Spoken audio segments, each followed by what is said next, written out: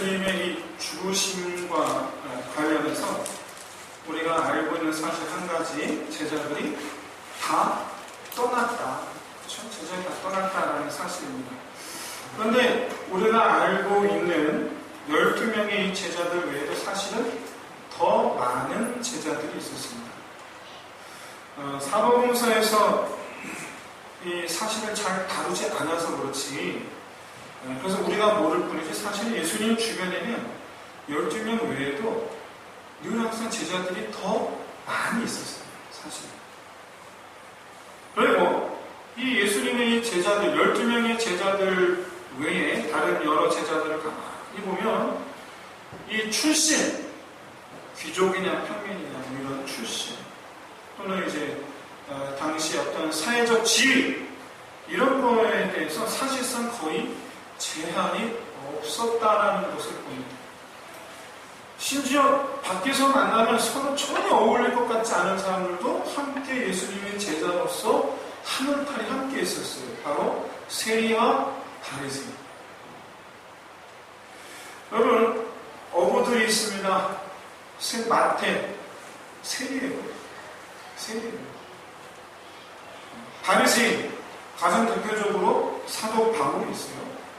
그리고 사도 바울은 예수님께서 죽으시고 부활하신 이후에 이제 제자가 됐으니까 빼고 미루고, 예수님 공생의 기간 동안에 제자가 되어서 따르던 바리새인들이 있었는데, 가장 대표적인 사람이 바로 아리마대 요셉, 오늘 본문에 등장하는 이 아리마대 요셉입니다. 또 보면 니고데모도 있어요. 니고데모. 아리마대 지역의 요셉이라는 뜻인데, 이 아리마대가 현재 어디인지는 알 수가 없습니다. 현재 어디인지는 모르고, 단 51절에서 유대인의 동네 가운데 하나라고 소개하고 있는 것으로 보아서 아마 예루살렘 주변의 어느 지역이 아닐까 그렇게 추측을 합니다. 이 마태복음에 의하면 이 사람은 부자였어요. 바리새인들 대부분이 부자입니다. 부자여야지 또 바리새인 할 수가 있어요. 그냥 학교를 다녀야 하는데 그 학비가 어마어마합니다. 어쨌든, 근데 요셉이 언제 예수님의 제자가 되었는가 전혀 언급하고 있지 않아요. 말 그대로 오늘 본문에만 나타나는데 하늘에서 뚝 떨어진 것 같아요. 언제 어디서 어떻게 만나는지 알 수가 없어요. 그런데 갑자기 나타나서는 그 누구보다도 예수님을 소중히 여기는 그런 제자 노릇을 하고 있다는 사실이에요. 마치 베드로. 마치. 더구나 이 50절을 보시면 사내들인 공회의 의원이에요. 오늘 아침에 예수님의 사형을 선고한 사내들인 공회원이 오후에 예수님의 시신을 장사하는 제자 노릇을 하고 있습니다. 이 요셉의 이런 모습을 우리가 어떻게 이해해야 되겠는가, 어떻게 바라봐야 되겠는가. 이 사내들인 공회는 오늘날의 국회 같은 곳입니다. 그런데 이 사내들인 공회의 이름, 이 사내들인이라는 이름의 뜻은 함께 불러안다라는 뜻이에요. 저 영국의 원탁, 그런 개념이에요. 원탁이라는 개념이에요. 근데 원래부터 있었던 건 아니고 BC 3세기 경에 이제 귀족 회의에서, 사실 이 귀족회가 있었는데 그것을 이제 격상시켜서 이제 이 장로 중심의 이 공회를 만들었는데, 그 기원은 이 모세가 최초로 만든 이 70인 장로 회의를 뜻합니다. 그래서 이 공회원은 70명이 정수예요. 70명이 정수. 그 이상 받지 않아요. 여기에 매 연마다 바뀌는 대제사장, 의장 노릇을 하는 대제사장 포함해서 총원 71명입니다. 그래서 공회원의 자격은 바리새인, 그리고 사두개인, 그리고 서기관, 그리고 백성들의 대표로 뽑힌 장로입니다. 이 로마 통치 하에서 이 정치 문제를 제외한 이스라엘의 입법과 사법을 총괄하는, 어떻게 보면 이제 정책 의결 최고 기관인데, 안건은요 100% 만장일치여야 해요. 한 명을 반대하면 통과가 안 돼요. 주로 이제 종교재판을 주관하는데, 종교재판은 이스라엘 사회에서 특징은 종교재판이 있고 사회재판과 같아요. 왜냐하면 율법이 우리 모든 이스라엘 백성들의 삶의 그 모양을 결정하고 있기 때문에, 그래서 이 삶의 그 모양 가운데 이제 율법이 어긋나면 사회 문제인데, 그래서 그걸 종교 문제로 다루는 거예요. 그래서 이 사형권도 정치적 사형의 집행권, 정치적인 목적에 의한 이 사형 집행권은 없는데, 종교 문제와 관련된 사안에 대해서는 사형 집행권이 있어요. 대표적인 사례 바로 스데반 집사입니다. 스데반 집사는 공회 앞에서 연설한 거예요. 공회 앞에서 연설했다가 그 자리에서 돌에 맞아 죽습니다. 안식일과 절기를 제외하고는 매일 열립니다. 안식일과. 근데 여러분, 안식일은 이스라엘은 하루라는 개념이 저녁에서 그 다음날 저녁이잖아요. 저녁 6시가 되면 날짜가 바뀌는 거예요. 그런데 안식일이 금요일날 저녁부터 시작이 되는데, 그래서 금요일날 하루를 안식일 준비일이라고 해서 금요일날은 보통 모이지 않습니다. 금요일은 모이지 않아요. 그래서 금요일, 토요일을 모이지를 않아요. 안식일 준비일이라는 개념이 바로 금요일날 하루를 바로 말해요. 어쨌든 일출에서 1번까지만, 해 뜨고 해 질 때까지만 이제 회의를 하고, 보통 이제 최소 이제 증인 2사람 이상의 증언에 의해서 이제 재판을 하는데, 특별히 이 사형에 해당하는 죄는 한 번 더 재심을 합니다. 오늘 사형하면, 선고가 되면 그 다음날 한 번 더 한다는 얘기예요. 왜냐하면 억울한 사람이 나오지 않게 하기 위해서 그렇다라는 거예요. 더더군다나 사형이 확정된 죄수에게는요, 한 번 더 회개의 기회를 줍니다. 자, 여기까지 제가 장황하게 얘기했는데 왜 얘기인지 여러분들이 눈치를 채셨을 거예요. 최소한 예수님에 대해서는 이것들 가운데 하나도 지켜진 게 없어요. 하나도.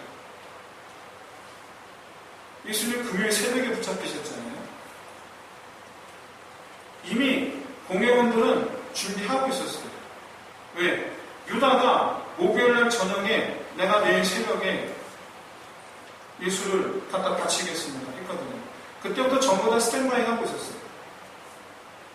어느 것 하나 지켜진 게 없어요. 어느 것 하나. 만장일치, 오늘 본문에 말씀하고 있다시피 이 요셉은 거기 찬성하지 않았어요. 근데 통과가 됐어요.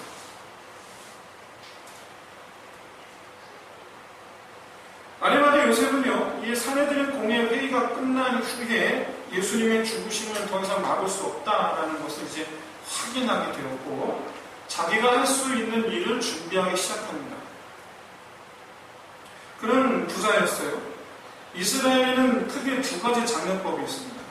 하나는 말 그대로 무덤에, 우리 한국식하고 똑같아요.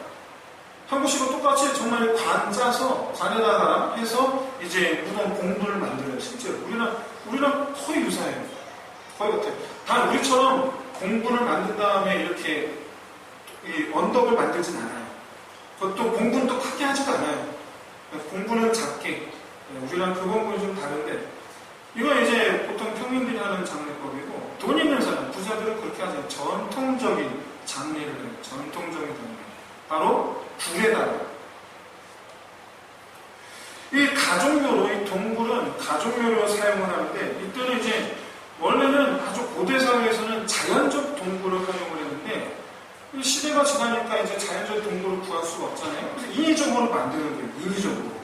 그래서 이전에 바위 틈새를 넓힌다거나 아니면 큰 바위 자체를 까고 들어가는 거예요. 당연히 이게 돈이 있어야 되는 거예요. 당연히. 잠깐 이 화면 잠깐 한번 보겠습니다. 이제 이게 바로 대표적으로 까고 들어가는 거예요. 대표적으로 까고 들어가는 거였는데, 이스라엘에 여러분 이제 가보신 분은 다 보셨을 거예요. 입구가 보시다시피 그렇게 크지가 않아요. 크지가 않아요. 한 장 넘겨보시면, 이거는 이제 유적지입니다. 유적지. 무덤 유적지. 원래는 이게 다 동굴 아닌데, 세월이 지나면서 위가 이제 다 없어진 거죠. 그래갖고 묘 안에가 묘실이라고 표현된 묘실이 바깥으로 드러나는 거죠. 드러나는데 보시면 아시겠지만 이 오른쪽 맨 끝에 어떻습니까? 사람 모양의 머리가 있고 거기다 이제 시체를 놓는 자리예요. 그리고 아래쪽 보시면 그 놓는 머리 모양이 하나, 둘, 셋, 넷, 5개나 있죠? 시체들을 놓는 자리예요. 근데 가운데가 뚫려있단 말이에요. 가운데 뚫려있는 자리가 뭐냐? 저 자리에다가 자, 시간이 지나면은 사람이 어떻게 됩니까? 다 퉁퉁가 돼서 뼈만 남죠? 뼈들을 모아서 저기다 넣어버려요. 그러니까 대대로 쓰는 거예요. 대대로. 한 장 넘겨보세요. 넘겨보시면 그 어떤 식으로 되어 있느냐? 시신을 놓고 있다가 시신이 이제 퉁퉁가 되면 다 뼈만 남으면 밑에 그 안으로 넣어버리면 대대로, 조상 대대로 이렇게 뼈가 한쪽 구간에 이렇게 보관이 되는 상태예요. 자, 이제 넘겨주시면 되겠습니다. 이게 가족묘의 특징인데, 보시면 아시겠지만, 여러분, 가족들의 뼈를 구덩이 한 곳에 이렇게 모아두기 때문에 어떻게 됩니까? 뼈와 뼈가 섞이죠? 뼈와 뼈가 서로 만나죠. 룻기에 보시면 나오미가 며느리 룻에게 말합니다. 떠나라고. 그때 이때 룻이 싫다고 거절하면서 이렇게 얘기해요. 어머니께서 죽으시는 곳에서 나도 죽어 거기 묻힐 것이라. 이 말을 괜히 한 게 아니에요. 실제로 어머니가 죽어서 묻힌 곳에 자기도 묻히겠다는 얘기예요. 이 얘기예요. 그래서 룻은 죽을 때까지 어머니 며느리로 살 것이고 죽어서도 어머니가 떨어지지 않겠다라고 말하는 거예요. 죽어서도 어머니가 떨어지지 않겠다. 어머니의 뼈와 내 뼈가 서로 함께 있겠다라는 얘기예요. 근데 오늘 본문의 53절을 보시면 오늘 본문 53절을 보시면 요셉이 자기와 자기 가족을 위해서 묘를 새로 장만했어요. 새로 장만을 했어요. 근데 이 묘에 예수님을 이제 먼저 장사 지내는 거죠. 사실은 자기가 먼저 들어갈 겁니다. 만약 부모님이 계시면 부모님이 들어갈 수도 있고. 여기에 대한 요셉의 의도는 여러분 분명합니다. 자기도 언젠가 죽을 거거든요. 그러니까 죽어서 어떻게 하겠다고요? 나는 죽어서 주님과 함께 있겠다는 거예요. 주님과 함께 있겠다. 그래, 땅에다 묻어도 돼요. 누가 뭐라 해서 아무도 없어요. 이거 자기 묘의 거죠. 자기 묘. 이런 결심이 여러분 하루 이틀 만에 된 건 분명 아닐 겁니다. 왜냐하면 그는 이제 명실 상고 70명의 이스라엘 가운데 단 70명밖에 없는 공회원 중에 한 명이에요. 이스라엘의 대표자예요. 사회들의 공회원들의 그 면면을 보면 대제사장, 바리새인, 사두개인, 서기관들 거의 대다수예요. 이들이 매일같이 모여서 뭐 하느냐? 어떻게 하면 예수를 죽일까 의논하던 바로 그 사람들이에요. 그 사람들 속에 자기가 항상 있는 거예요. 평소에도 이들은 예수님에게 어떤 죄목을 붙일 것인지를 의논했던 것입니다. 그리고 유다가 예수님을 고발하겠다고 찾아오니까 그때부터 그들은 서로 약속하고 유다가 예수님을 넘겨줄 때를 기다렸습니다. 한마디로 말해서 유다가 배신하는 순간까지 이들은 전부 다 스탠바이 하고 있었던 거예요. 그렇기 때문에 예수님께서 붙잡히시고 나는 동이 트기 전에 이들은 다 한 명 빠짐없이 사내들의 공에 모일 수가 있었고 그렇게 해서 순식간에 재판을 마칠 수가 있었고 그래서 곧바로 빌라도 법정으로 달려갈 수 있었던 거예요. 한마디로 말해서 이들은 사전에 모의한 대로 움직였던 것에서 가장 빠른 재판이 아니었을까요? 이런 이 공의 모습에 이 요셉은 모든 정보를 다 알 수밖에 없는 위치에 있으니까 일찌감치 마음을 정하고 있었던 것으로 보여져요. 일찌감치.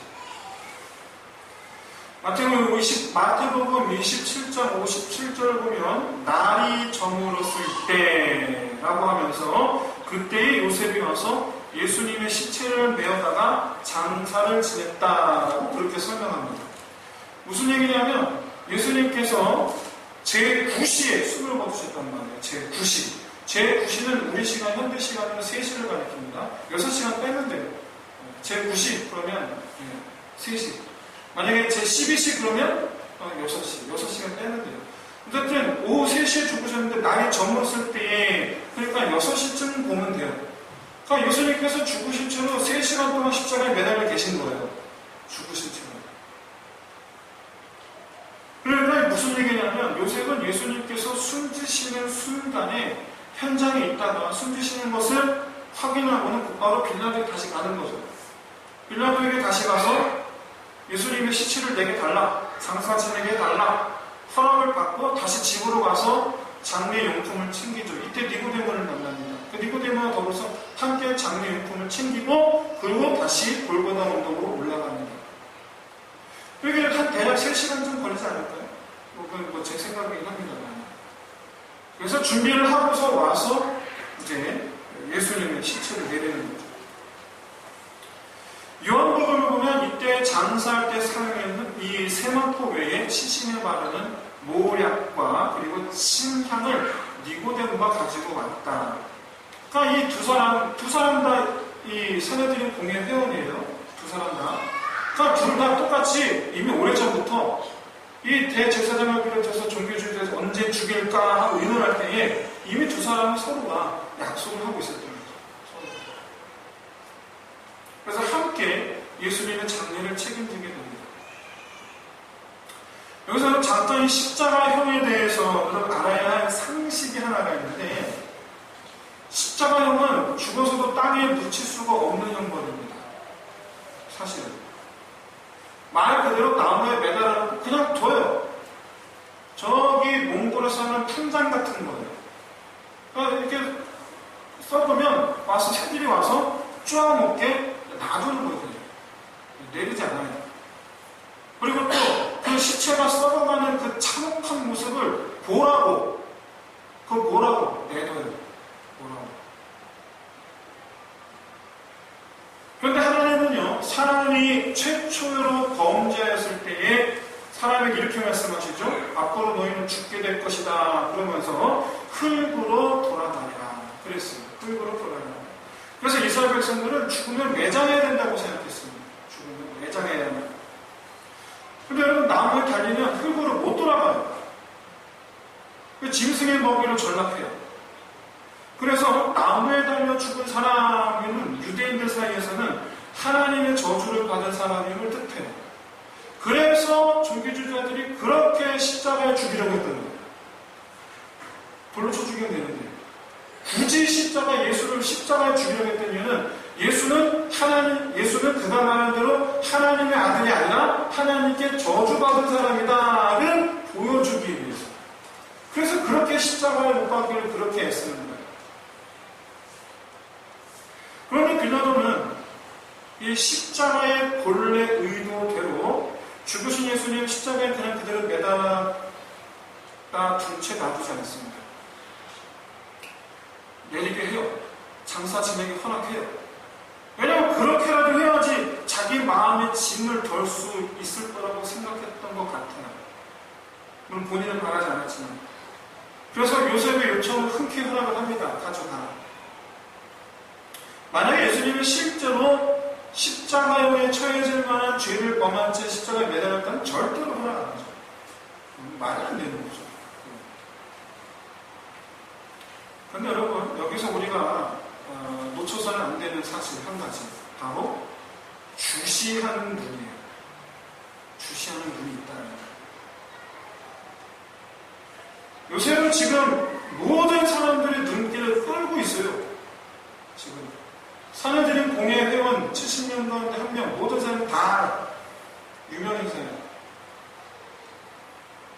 더더군다나 지금 누가 주시하고 있습니까? 주시하는 눈, 누구를 가리킵니까? 네, 사내들인 공예를 가리켜요. 그가 빌라도에 찾아갔을 때 거기에 누가 있어요? 네, 주시하는 눈이 있어요. 사내들의 공예가 지켜보고 있는 가운데에서 빌라도에게 요청합니다.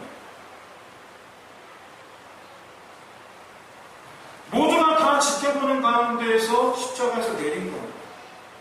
이건 한마디로 얘기해서 보라고 하는 거예요. 보라고.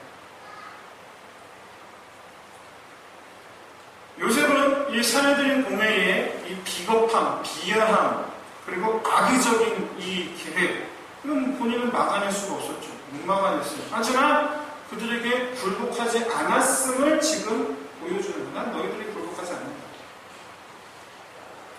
그 자신의 특권을 가지고 있었어요. 하지만 감에 의해서 축권을 당했어요.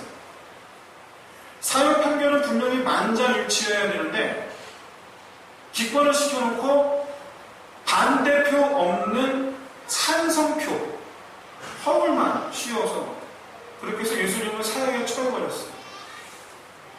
그 부당성 앞에서 부당하잖아요. 그 부당성 앞에서 예수님을 위한 자기만의 길을 택하는 거예요. 예수님을 위한 자기만의 길, 나만의 길. 오늘 주요 배경은 무덤입니다. 그런데 여러분, 요셉은 스스로 무덤을 팠어요. 자기 인생을 스스로 무덤으로 만들었어요. 예수님만 자기 무덤에 넣은 게 아니라 자기 인생을 무덤으로 만들었어요.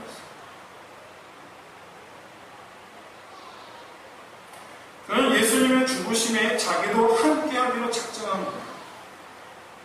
이게 바로 그가 제자된 도리를 지키는 그만의 자신만의 방법이에요.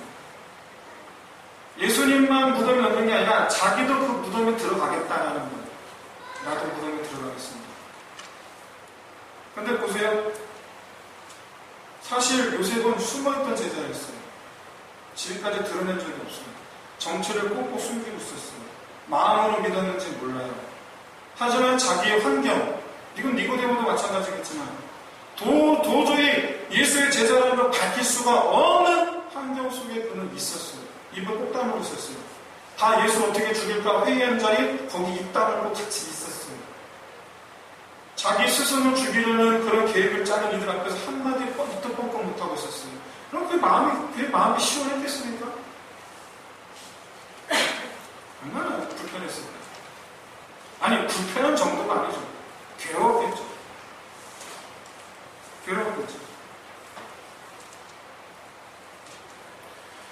더 이상 예수님은 살 수가 없구나 라는 걸 깨닫게 됐을 때에서야 비로소 그는 결심해요. 더 이상 나는 숨어있지 않겠다. 더 이상 나는 숨어있지 않겠다. 그는 예수님의 재판에 직접적으로 관여하는 자리에 있었지만 혼자만의 힘으로는 어려움도 없었죠.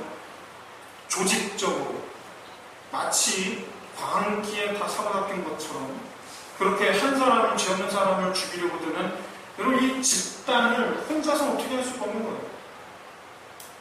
그 가운데서 그가 한 결심, 루시 나오미 얘기한 것처럼 나도 죽어 어머니와 함께 하겠습니다.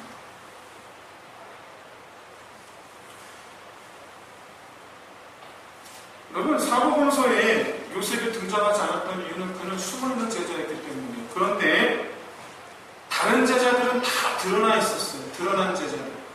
그러다가 주님께서 죽으시던 날 역전이 돼요. 그동안 드러나 있던 제자들은 다 숨어버렸어요. 그리고 그동안 숨어있던 제자는 자기를 드러내요. 그동안 자기를 드러냈던 제자들은 전부 다 왜 숨었느냐? 사실 지금까지 자기 욕심을 따라서 예수를 따랐던 거기 때문에 예수님과 똑같은 희생을 하기 싫은 거죠. 그 숨어요.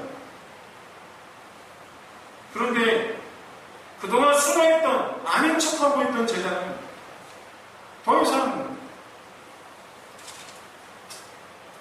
이상 자기 눈앞에 벌어지고 있는 불의 가운데 한 사람이 되어서는 안 되겠던 거예요. 나는 더 이상 불의의 편에 서지 않겠다. 그래서 결심합니다. 인생을 내가 결심해요. 나도 가겠습니다. 귀한 가는 거 주님과 함께 하겠습니다. 자기 묘에 모시는 거예요. 나도 죽으면 이렇게 하니까. 그럼 사랑하는 성도 여러분, 오늘 이 시간 이런 요셉의 결심이 저와 여러분이 함께 임하시기를 진심으로 소원합니다. 요셉은요, 불의 앞에서 예수님을 향한 마음이 불타오릅니다. 불의 앞에서. 최소한 그 순간만큼은 예수님에 대한 마음으로 가득해지는 거예요. 최소한 그 순간만큼은. 루시 나오미에 대한 고백처럼. 그 순간만큼은 나도 죽어 그와 함께 붙이리라. 그렇게 예수님에 대한 마음으로 충만한 거예요. 미국의 유명한 저술가 A.W. 토저 목사님, 토저 목사님 많이 들어보셨을 텐데, 당시 1963년에 이제 소천해졌습니다. 당시 1950년대, 60년대에 사실 미국 사회는 그 굉장히 큰 부흥기를 맞이하고 있었어요. 교회도 막 커지고 있었어요. 대형교회가 막 등장하기 시작할 때였어요. 물론 오늘날 대형교회 비교할 수 없는 그런 초라함이겠지만 어쨌든 그때 당시로는 굉장히 커지고 있었어요. 교회가 점점 물질적으로 풍성해지기 시작했어요. 그럴 때에 그런 당시 교회를 보면서 토저목사 이런 말을 했습니다. 우리가 드리는 예배는 완벽하다. 그러나 그 예배 속에 우리는 텅 빈 영혼이 되어가고 있다. 여러분, 하나님을 향한 우리의 마음이 하나님에 대한 마음으로 채워져 있어야 돼요. 그게 우리의 삶의 예배가 되는 길이에요. 그게. 여러분, 지금 현재 우리가 하나님을 믿는 내 믿음 위선입니까? 여러분, 나는 하나님을 믿는 게 가짜인 것 같다는 생각이 드십니까? 아니죠. 최소 하나님을 믿는 믿음은 진심이에요. 그건 진짜예요.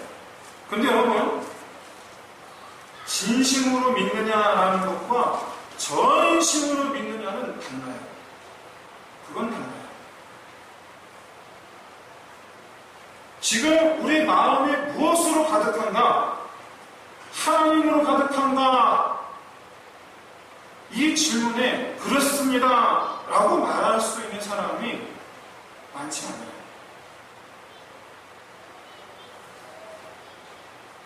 그래서 여러분, 마틴 로이드 존슨, 여러분 혹시 마찬가지로 많이 들어보셨죠? 로이드 존슨 목사님. 이 로이드 존슨 목사님 책 최소 여러분 다 가정마다 한 권 이상씩은 다 있으리라 생각이 듭니다. 그래서 그런 것들에 마틴 로이드 존슨 목사는 이렇게 말했습니다. 나는 확신한다. 이 시대에 진심으로 예수 그리스도를 믿는 이들이 이렇게 많은데도 불구하고 성인들이 부족한 이유는 우리가 하나님을 추구하는 데 있어서 충분한 시간을 투자하지 않기 때문입니다. 하나님한테 인색한 거예요. 인색해요. 자기 마음을 하나님께, 자기 마음의 공간에 하나님으로 채우는 일에 인색해요. 하나님을 찾는 일에 인색해요. 내 삶을 하나님으로 채우는 일에 인색해요. 사랑하는 성도 여러분, 예수를 믿는 믿음은 진심이에요. 요셉이 그랬어요. 자기는 진심으로 하나님을 믿었어요. 하지만 전심으로 예수를 따르지는 않았었어요. 그러다가 불의를 자기가 꺾을 수 없을 때, 자기가 그 불의 가운데 한 사람이 될 수밖에 없는 상황이 되었을 때, 그때 결단해요. 난 더 이상 불의와 함께할 수 없다. 그의 마음은 그제서야 비로소 예수에 대한 전심으로 자기 인생을 스스로 무덤이 되기를 간구하면서 나아가. 하나님께 전심이 되시기를 주의 이름으로 축원드립니다. 하나님께 전심이 된다 하면 하나님께 내 영혼을 맡기는 거예요. 여러분, 영혼 맡길 정도면 인생 드리는 것 정도는 아무것도 아니에요. 아무것도 아니에요. 여러분, 헌금 문제가 그렇습니다. 여러분, 하나님께서 여러분 돈이 고프신 분이 아니에요. 우리의 마음이죠. 언제까지 인생 가지겠어요? 예배 드리는 건 우리 삶의 예배가 돼야 되잖아요. 삶이. 예배 드리는 시간 왜 이렇게 인색하세요? 사랑하는 성도 여러분, 전심이 되셔야 돼요. 하나님을 추구하는 일에 정말 여러분 온 힘을 다하셔야 돼요. 온 힘을 다하셔야 돼요. 생명도 보셔야 돼요. 지금 이 시간에도 어느 나라는요, 예배는 생명 걸고 예배를 드려요. 예, 걸리면 죽어요. 근데 예배를 드려요. 걸리면 죽는데 예배를 드려요. 우리에게 이런 하나님을 향한 전심의 마음이 과연 오늘날 한국교회에 있는가? 한번 되물어 봅시다. 아니, 우리 꽃동산교회에 이와 같은 전심의 믿음이 있는가? 한번 되물어 봅시다. 그래서 얘기합시다. 네! 말할 수 있는 저와 여러분 되시기를 진심으로 소원합니다. 저와 여러분 같은 마음이 되시고, 저와 여러분 같은 마음이 되어서 온전히 하나님께 매달리는 저와 여러분 다 되시기를 주의 이름으로 축원드립니다. 그러나 이 시간에 찬양 드리시다 제 기억에 처음 드리는 찬양 같은데 가사를 생각하면서 그러나 이 찬양